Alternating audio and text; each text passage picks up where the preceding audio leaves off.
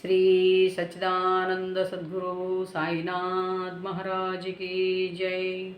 जय गुरुदेव दत्त साईनाथ महाराज की जय। जय गुरुदेव दत्त సాయి స్వరూపులందరికీ నా ఆత్మీయ నమస్మాంజలి. మనం దక్షిణామూర్తి స్తోత్రంలో 11వ శ్లోక వివరణలోకి ప్రవేశిస్తూ ఉన్నాం. ఇది 11వ శ్లోకం యొక్క వివరణ ఇలా ఉంది.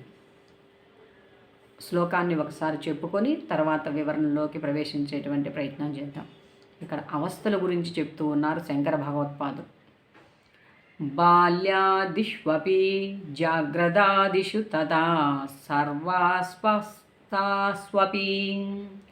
వ్యావృత్తాను అనువర్తమహమిత్యంతః స్ఫురంతం సదా స్వాత్మానం ప్రకటీకరోతి యో భజతాం యో భద్రయా ముద్రయా తస్మై శ్రీ గురమూర్తయే నమ ఇదం శ్రీ దక్షిణామూర్తయే. ప్రతి శ్లోకంలో ఆ దక్షిణామూర్తికి నమస్కారాలు తెలియజేసుకుంటూ శ్లోక వివరణలోకి మనం ప్రవేశిస్తూ ఉన్నాం. ఇక్కడ అంటున్నారు శంకర భగవత్పాదులు, మనకి దీనికి ముందు శ్లోకంలో మనం చెప్పుకున్నాం అవస్థలు ఆయన ఆ యొక్క సుషుప్న అవస్థలో ఎలా ఉంటుంది అనే దాన్ని తెలియజేశారు. అలాగే ఇక్కడ బాల్య యౌవన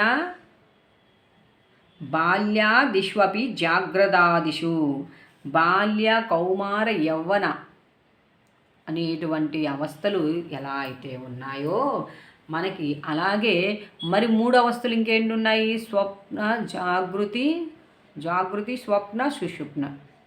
ఈ 3 అవస్థలను దాటితే వచ్చేటువంటి అవస్థ ఏదైతే ఉందో అది తుర్యావస్థగా చెప్పబడుతూ ఉంది. అలాగే దేహాల గురించి కూడా చెప్పుకున్నాం మనం. స్థూల సూక్ష్మ కారణ గుణాలు ఎన్నున్నాయి? 3 గుణాలు ఉన్నాయి. ఏంటి ఆ గుణాలు? సత్వరజ తమో గుణాలు. ఇట్లా 3 అనేది మన దాంట్లో మమేకమైపోయి ఉంది. ఈ యొక్క ఏ అవస్థల యందు కూడా ప్రతి అవస్థ అంటే నువ్వు బాల్యంలో ఉన్నప్పుడును, యవనంలోకి వచ్చినప్పుడును, మరియు వృద్ధాప్య స్థితిలో ఉన్నప్పుడును నిన్ను అంటిపెట్టుకొని లోపల మార్పు చెందకుండా ఒకటే ప్రకాశం ఒకటే ఉంది. అంటే కనెక్టివిటీ అవుతూ ఉంది, కనెక్ట్ లేకుండానూ ఉంది.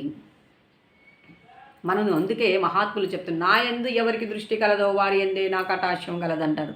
అంటే దాని యందు మన దృష్టిని మనం నిగిల్చినప్పుడు అది ఏమిటి, దాని గుణగణాలేమిటి, అది ఎందుకు నిత్య సత్యమైంది, ఎందుకు స్వయం ప్రకాశమైంది అని అర్థమవుతుంది. అలా కాకుండా మన దృష్టిని ఎంతసేపు మనం బాహ్యం వైపే ఉంచాం కాబట్టి, బాహ్యంలోనే పరుగులు తోలుతున్నాం కాబట్టి దాన్ని మనం గుర్తించలేక అనేక రకాల అవస్థలను దాటుకుంటూ అనేక గుణాల బారిన పడుతూ ఇందాక చెప్పుకున్నట్టు కోశాలు అనుకుంటున్నాం. ఆ కోశాల జ్ఞానం అంటూ వాటితోనే మనం ఇదైపోతూ వస్తూ ఉన్నాం. ఇక్కడ ఏ జ్ఞాన స్వరూప చైతన్యం ఎప్పుడైతే ఉంది, అన్ని అవస్థలు ఎన్ని ఉన్నా ఈ జ్ఞానాన్ని పొందేందుకు కావలసినటువంటి ఆ చిన్ముద్రతో, ఆ చిన్ముద్ర ద్వారా మనల్ని భద్రయ చిన్ముద్రయా భద్రయా అన్నాడు శంకర భగవత్పాదులు. అలా చిన్ముద్ర వేసుకొని మనందరినీ కూడా ఉద్ధరింపేందుకు వచ్చినటువంటి దక్షిణామూర్తి భగవంతులకు నమస్కారము. ఎట్లా ఇక్కడ ఆయన చెప్తున్నారు చూడండి, అనేక రకాల అవస్థలు ఉంటాయి, అవి మార్పులు జరుగుతూ ఉంటాయి, అన్నీ చెందుతూ ఉంటాయి. ఇప్పుడే ప్రస్తావించుకున్నాం మనం దాన్ని. కానీ మనలో ఆ చైతన్యం మాత్రం ఎప్పుడూ అలానే ఉంటుంది, అది మార్పు చెందకుండా.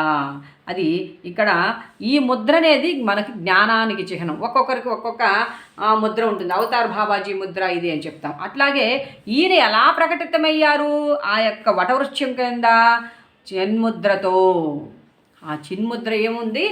నేను అనేటువంటి దీన్ని తీసుకెళ్ళి పరమాత్మ స్వరూపమైనటువంటి దాంతో కలిపినప్పుడు అది నేను వంగింది. ఇక్కడ అంటే దీన్ని మనం వంచి ఆ శరణాగతి పొందినప్పుడు మనం ఆ పరమాత్మ జీవుడే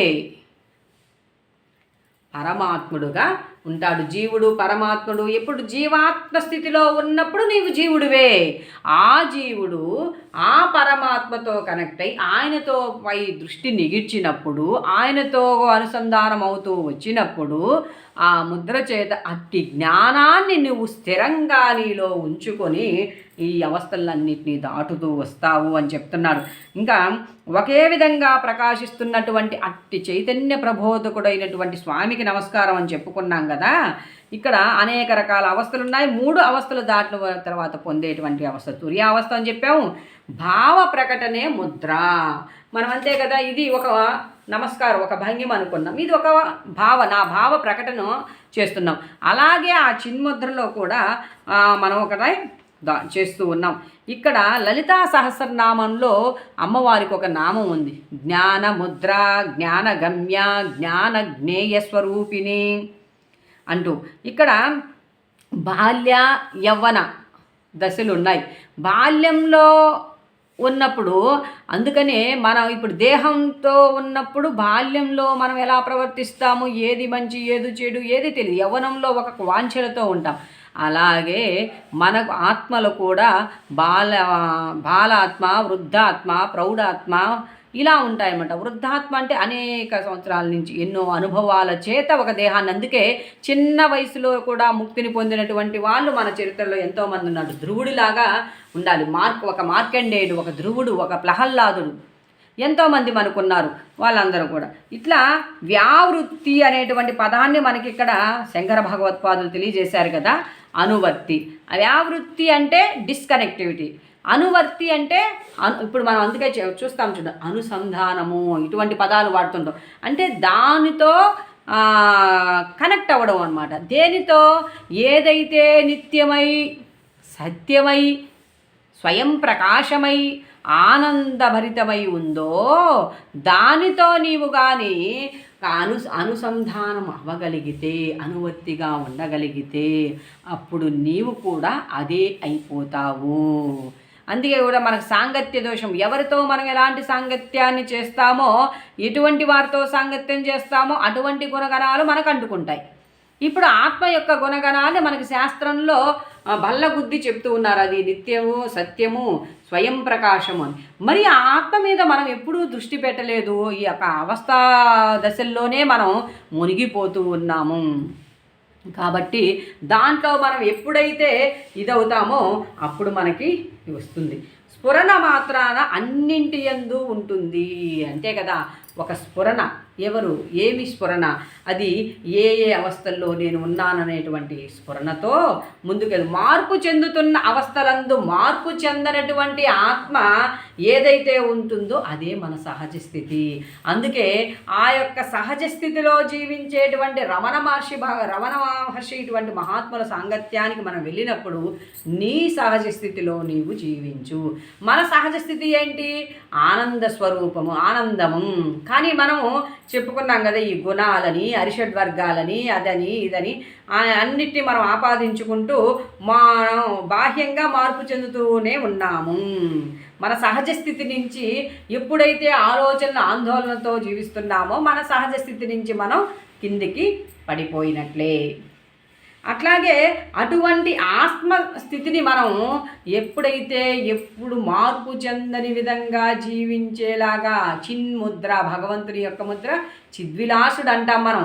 ఆయనకి ఆ చిన్ముద్ర ధరించి అలా ఉంటాడు. దాన్ని మనం ప్రకటన చేసుకుంటూ దాంతో ఉంటున్నటువంటి ఆ దక్షిణామూర్తికి నేనును వంచి పరమాత్మతో మనం కలిసినప్పుడు అని మనం ముందు కూడా ప్రస్తావించుకున్నాం.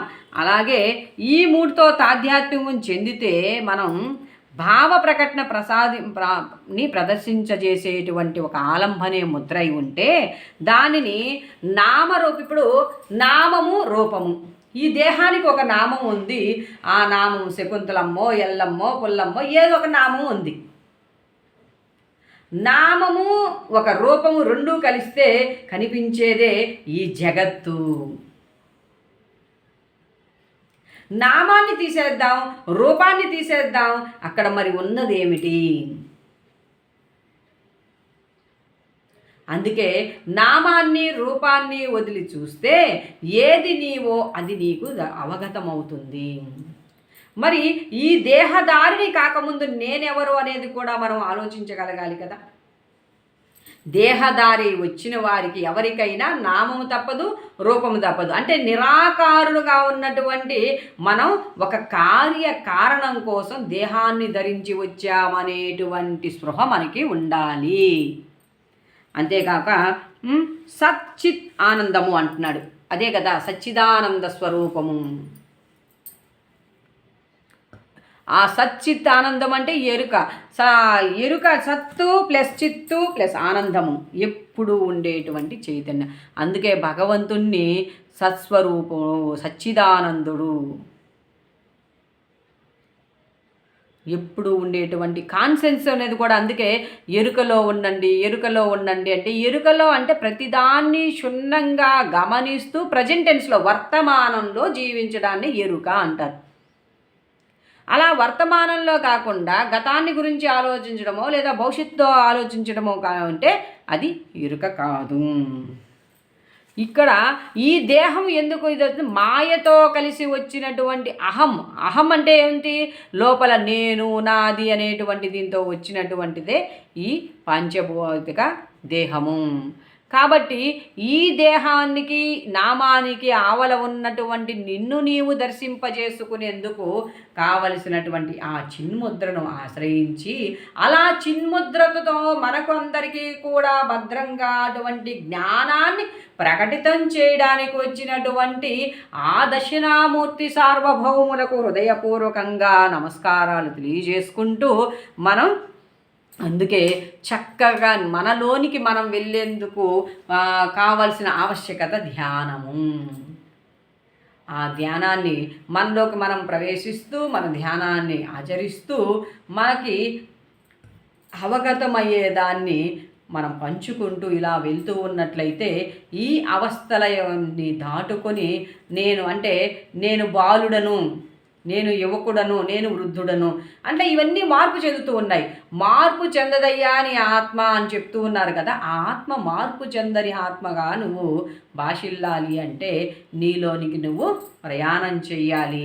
ఆ ప్రయాణానికి కావాల్సినటువంటి ఏదో ఒక ముద్ర. అందుకని ఇక్కడ మన దక్షిణామూర్తి గారు వేసి చూపినటువంటి ముద్ర మనకి ఆ చిన్ముద్ర. మళ్ళా చక్కగా కూడా అర్థం చెప్పుకున్నాం కదా. నేను అనే ఎగిరిగిరి పడుతున్నటువంటి ఇది ఏదో జీవుడైతే ఎవరైతే ఉన్నారో ఆ జీవుడిని అంతా ఉన్నటువంటి ఆ పరమాత్మతో మనం అనుసంధానం చేసి మన లోపలికి తాళం చెవి ఇచ్చేశాడు మనకు దక్షిణామూర్తి, ఎలా మీరు వెళ్ళాలి అని.